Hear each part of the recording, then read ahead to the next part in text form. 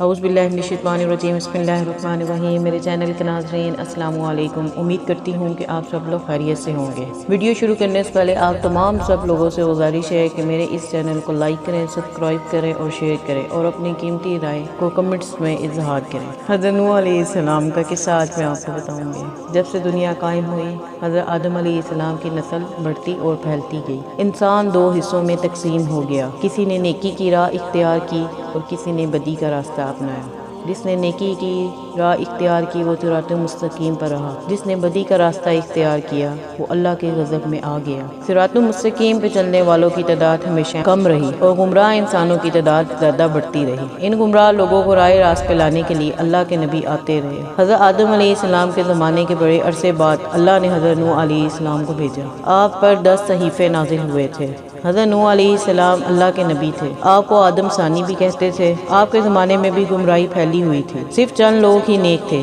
اکثریت گمراہ لوگوں ہی کی تھی۔ آپ نے اپنی قوم کو راہ راست پہ لانے کے لیے تبلیغ شروع کی۔ وہ لوگ ہر قسم کی برائیوں میں مبتلا تھے، چوری، بے ایمانی، امانت میں خیانت کرنا، جھوٹ بولنا، شرمناک کام کرنا، ماں باپ کی خدمت نہ کرنا، کمزوروں کو حقیر سمجھنا، غریبوں کو دھتکارنا، جھگڑا کرنا، قتل کرنا، دوسروں کا مال چھیننا ان کے لیے عام سی بات تھی۔ امراء اور سرداروں کا طبقہ غریبوں کو پریشان کرتا تھا، لیکن اس کے علاوہ وہ لوگ بتوں کی پوجا کرتے تھے، بتوں کو خدا کا درجہ دیا رکھا تھا۔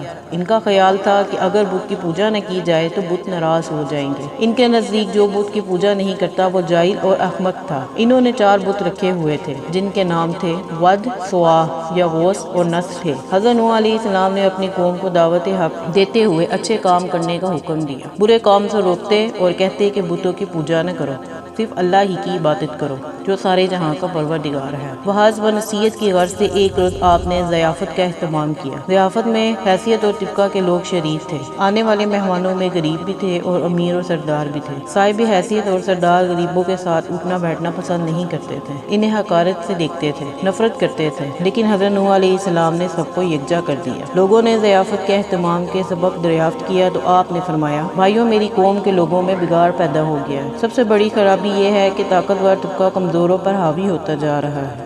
جو کمزور ہیں وہ بھی میرے ہی بھائی ہیں۔ تم غریبوں کے ساتھ اٹھنا بیٹھنا پسند نہیں کرتے، تم ان سے نفرت کرتے ہو۔ ان میں جو بھوکا ہوتا ہے تم کھانا نہیں کھلاتے، اگر کوئی پیاسا پانی مانگتا ہے تو تم پانی نہیں پلاتے، اگر کوئی بیمار ہو جاتا ہے تو تم ان کی عیادت نہیں کرتے، تم اپنے ماں باپ کی خدمت نہیں کرتے، دوسروں کا مال ناجائز طور پر کھاتے ہو، دوسروں کی ملکیت پر قبضہ کرتے ہو۔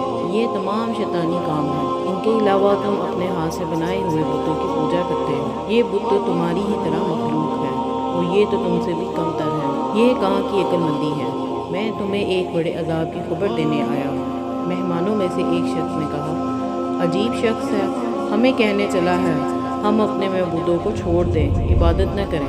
حضرت نوح علیہ السلام بولے، میں تو یہ نہیں کہتا کہ عبادت چھوڑ دو، عبادت کرو صرف اس ہستی کی جس نے ساری دنیا کو پیدا کیا ہے اور جو مارتا ہے اور جلاتا ہے۔ ایک نے کہا، نوح ایسا ہی کہتے رہتے ہیں، ہم اپنے معبودوں کے خلاف باتیں سننے کے لیے نہیں آئے، ہم تو وہ کرتے ہیں جو ہمارے باپ دادا کیا کرتے تھے۔ آخر میں لوگ مجلس سے اٹھ کر جانے لگے۔ ایک مرتبہ حضرت نوح علیہ السلام ایک راستے سے گزر رہے تھے کہ ایک بوڑھا نظر آیا۔ وہ بہت ہی لاغر تھا، چلنے کی تاب نہیں تھی۔ حضرت نوح علیہ السلام نے دریافت کیا، اس راستے میں کیوں پڑے ہو؟ کیا تمہارا کوئی گھر نہیں ہے؟ بوڑھے نے جواب دیا، میرے 7 بیٹے ہیں، انہوں نے بڑھاپے کے سبب مجھے گھر سے نکال دیا ہے، میرے پاس کھانے کے لیے بھی کچھ نہیں ہے۔ حضرت نوح علیہ السلام اسے اپنے گھر لے گئے اور کہا کہ تم اس گھر میں رہو، میں تمہیں کھانا دیا کروں گا۔ آپ نے دعا کی تو ایک اجنبی شخص گھر میں داخل ہوا۔ اس کے ہاتھ میں ایک خوان تھا، اس میں ہر قسم کے کھانے تھے۔ اس نے حضرت سے فرمایا کہ یہ کھانا میں آپ کے مہمان کے لیے لایا ہوں، اسے کھلا دو۔ اس نے کہا، اللہ کبھی کسی کو بھوکا نہیں سلاتا۔ وہ بوڑھا حضرت نوح علیہ السلام پر ایمان لے آیا۔ ایک روز ہدایت کی غرض سے گھر سے نکلے اور ایک بلند مقام پر کھڑے ہو گئے اور بولے، لوگوں میں نیکی کی طرف بلا رہا ہوں، اللہ نے مجھے نبی بنا کر بھیجا ہے تاکہ میں تم لوگوں کی ہدایت کروں۔ میرا کہا مان لو تو فائدے میں رہو گے۔ تم لوگ ماں باپ کی خدمت کیا کرو، انہیں گھر سے نہ نکالو، انہیں تکلیف مت دو، ضرورت مندوں کی ضرورت پوری کرا کرو، یتیموں، بیووں اور محتاجوں کی مدد کرو، بیماروں کی عیادت کرو، ہر کمزور طاقتور کو محتاج ہوتا ہے، بات بات پر ان لوگوں سے جھگڑا نہ کرو، یہ کام خدا کو پسند نہیں ہے۔ اگر تم سب اللہ کے احکام پر عمل کرو، وہ تمہارے لیے کثرت سے تم پر بارش بھیجے گا، مال اور اولاد میں ترقی دے گا، تمہارے لیے نہریں بحال کرے گا۔